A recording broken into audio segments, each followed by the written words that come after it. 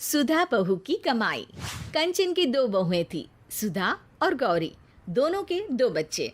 गौरी नौकरी करती, पैसे कमाती और लोगों को बातें सुनाती, तो वही सुधा अपने और गौरी के बच्चों को पढ़ाती, लिखाती, उनका ख्याल करती और घर का सारा काम भी करती। लेकिन फिर भी कंचन को पसंद थी गौरी। बच्चों चलो उठो, स्कूल का टाइम हो रहा है। भाभी, इन लोगों को आप अपने कमरे में ही सुला लिया करो ना, मैं डिस्टर्ब होती हूँ। वैसे भी आप क्या जानो ऑफिस में कितना काम होता है। अरे वाह, मैं तो चाची के पास सोऊंगा। अरे नहीं नहीं बेटा, बच्चों को माँ के पास ही सोना चाहिए। ये बोलकर सुधा बच्चों को साथ लेकर बाहर आ जाती है। अरे सुधा, क्या रोज रोज गौरी के कमरे में चली जाती है? पता है ना, वो नौकरी करती है, थक जाती है बेचारी। तो क्या माँ बच्चे स्कूल नहीं जाएंगे? वैसे भी सुबह की पढ़ाई दिमाग पर ज़्यादा असर करती है, इसलिए मैं इन लोगों को सुबह जल्दी उठाकर दिन में सुला भी देती हूँ। अच्छा अच्छा ठीक है, ज़्यादा समझदारी ना दिखा। इतनी समझदार होती ना तो आज किसी दफ्तर में अफसर होती। तभी सुधा के ससुर बोल पड़ते हैं। है तो अफसर, मेरे घर की लक्ष्मी और अफसर सब मेरी सुधा बिटिया ही है। अरे चुप रहो जी, मती मारी गई थी। बोल रही थी कि दोनों बहुएं कमाओ आनी चाहिए, लेकिन आप तो माने ही नहीं। मती मारी गई थी आपकी। तभी सुधा सास को चाय का प्याला पकड़ाती है।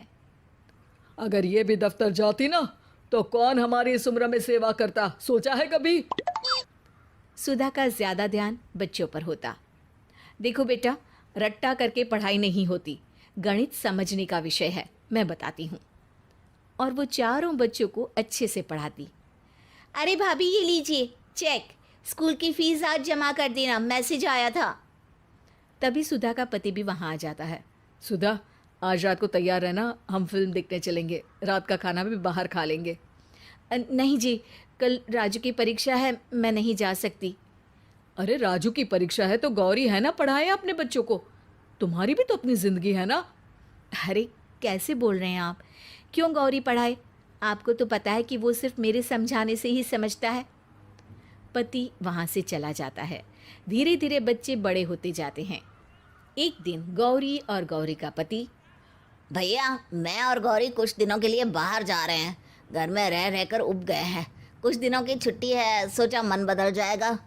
अरे तुम लोग तो रोज बाहर जाते हो, घूमते हो, कभी सुधा को भी लेकर जाओ, वो भी तो घर में रह रहकर ऊब गई होगी, थोड़ा चेंज मिल जाएगा उसे। कैसी बात कर रहे हैं पिताजी? ये जो घर चल रहा है वो हम लोगों के बाहर जाने से ही चल रहा है। और हाँ, हमने कभी मना नहीं किया कि भाभी बाहर ना जाए। अरे बाबूजी कहाँ, समय ही कहाँ है। बच्चे छोटे थे तब तो सोच भी सकती थी, अब तो बड़े हो गए हैं, जिम्मेदारियां भी बढ़ गई है, मैं नहीं जा सकती। अरे रहने दो सुधा, बच्चे छोटे थे तब भी तुम कहाँ निकलती थी। तभी सुधा की बेटी आ जाती है। माँ, आपके लिए खुशखबरी है, मैंने डॉक्टरी की परीक्षा पास कर ली है। अब आपकी बेटी जल्दी डॉक्टर बन जाएगी। ओह, मैं कितना खुश नसीब हूँ, मैं एक डॉक्टर का पिता कहलाऊंगा। और मैं डॉक्टर का चाचा। अरे आज तो अपने राजू की इंजीनियरिंग का रिजल्ट भी आने वाला था ना? आज नहीं, कल है गौरी, और उसके लिए कल तुम लोगों को कॉलेज भी बुलाया है।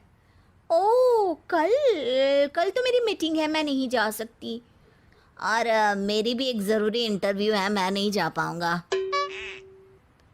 तभी वहाँ राजू आ जाता है। चाची, कल की तैयारी है ना? कल आपको और दादू को मेरे कॉलेज आना है। अरे मुझे क्यों बेटा? क्योंकि दादू, एक सरप्राइज है आपके लिए। क्यों, फेल हो गया है क्या भाई तू? अरे चुप कर, मेरा राजू तो तुझसे भी अच्छे नंबर लाएगा। क्या बात है राजू, मम्मी पापा के लिए कुछ नहीं? हमें नहीं आना है क्या कल? अब आप तो बिजी होंगे ना, इसलिए नहीं कहा आपको। गौरी को बुरा लगता है। अब नहीं नहीं, मैं तो फ्री हूँ। हाँ हाँ, मैं भी कल आ जाएंगे हम सब तुम्हारे कॉलेज में। अगले दिन कॉलेज के कार्यक्रम में स्टेज से प्रिंसिपल कहते हैं, और हमारे कॉलेज में आउटस्टैंडिंग परफॉर्मेंस से इंजीनियरिंग की परीक्षा सबसे अच्छे नंबरों से पास की राजू ने। राजू, स्टेज पर आकर अपना पुरस्कार लो और 2 शब्द बोलो। राजू स्टेज पर जाता है और माइक पर कहता है, मैं आज स्टेज पर बुलाना चाहूँगा उनको जिसके कारण मैं आज इस मकाम तक पहुँचा हूँ। मैं आज जो कुछ भी हूँ वो हूँ मेरी सबसे प्यारी। गौरी को लगता है कि उसका बेटा अब उसे स्टेज पर बुलाएगा। वो खड़ी हो जाती है। वो है मेरी सबसे प्यारी प्यारी प्यारी प्यारी सी चाची के कारण। मैं चाहूँगा कि मेरा ये पुरस्कार मेरे चाची के हाथों से मुझे मिले। गौरी का मुंह उतर जाता है। सब लोग घर वापस लौटते हैं। वाह, ये तो वही बात हो गई कि खाद कोई और डाले, फसल कोई और खाए। मेरे बेटे ने मुझसे तो पूछा ही नहीं, कमाई धमाई तो सब धरी की धरी रह गई। मैं राजू से बात करूंगी गौरी, तुम परेशान ना हो। अरे भाभी, जो होना था वो तो हो गया, अब क्या बात करेंगी। अच्छा होता कि मैं इंटरव्यू में ही चला जाता। तभी वहाँ ससुर जी आ जाते हैं।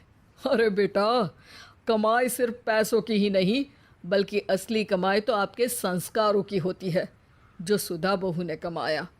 बच्चों के लिए दिया उसका त्याग और बलिदान, तो रंग तो आना ही था एक दिन।